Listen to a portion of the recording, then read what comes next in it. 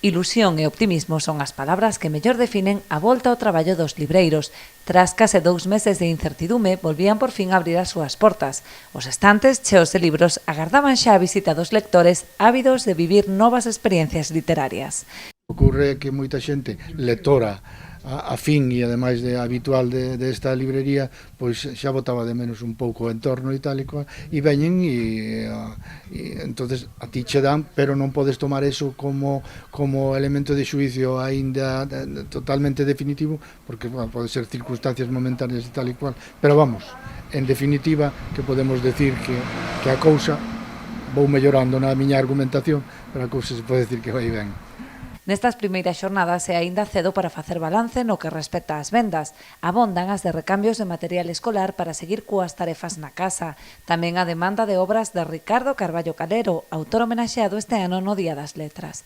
A súa biografía, a súa obra, a súa influencia na literatura galega, a súa posición galeguista desde a perspectiva cultural e bibliográfica, pero os títulos dos libros non nos podo recomendar, ainda que son recomendables, obviamente, prácticamente todos, sobre todo, non solamente os da propia narrativa poética da poética e da narrativa, sino os do ámbito periodístico. Así que xa saben, os lectores teñen para elixir, xa sexa entre a obra de Carballo Calero ou de calquera outro escritor galego, porque como ben apunta este libreiro pobrense, todos os días son o das letras galegas.